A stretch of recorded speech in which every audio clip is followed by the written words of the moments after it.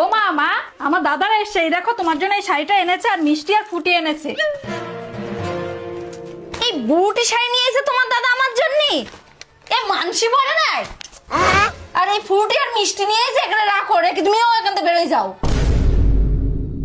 মা বলছি কি, আমার দাদা না পনির খেতে খুব ভালোবাসে, আমাদের ফ্রিজেই তো একটু পনির আছে, ওইটুকু ভাবছি কি দাদার জন্য রান্না করে দেবো। পনির রান্না করবে মানে? কেন, তোমার দাদা বাড়িতে খেয়ে আসেনি?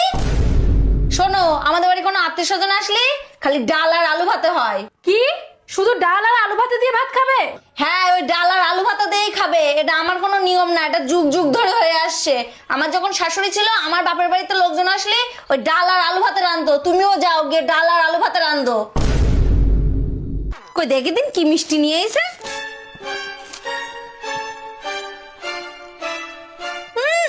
এই মিষ্টি মাংস খায় না, আর আমাদের এই পনির খাতি। 6 মাস পরে।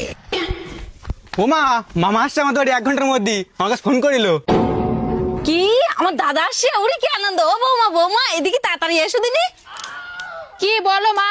শোনো, তোমার মামা অনেকদিন পরে আসছে, তুমি এক কাজ করো, ঘরে গিয়ে ভালো করে শুধু দুধের চা বানাও গে যাও, তো এক টোপো জল দিবা না। আর রাত্রি খাসির মাংস রান্না করবা, পাবদা মাছের ঝাল করবা, আর সর্ষে ইলিশ করবা। তাড়াতাড়ি যাও। কিন্তু মা, আমি তো শুধু ডাল আর আলু ভাতেই রান্না করব। কি তুমি ডাল ভাত রান্না? মানে আমার দাদা এতদিন পরে আসছে, ডাল ভাত খাবে? আমার দাদা ডাল ভাত খায় না। মা এটা তো আমার নিয়ম না, এটা আমার শ্বশুর বাড়ি যুগ যুগ ধরে হয়ে আসছে। আমার বাপের বাড়ি থেকে যখন লোকজন আসতো, তখন আমার শাশুড়ি ডাল ভাত রান্না করে খেতে দিতে বলতো। তা মা, তুমি যে এত কিছু আইটেম রান্না করতে বলছো, তোমার দাদা কি বাড়ি থেকে না খেয়ে আসছে? কিরাম বউ বিয়ে করে নিয়েছিস তুই আমার হাড় জ্বালানির জন্য?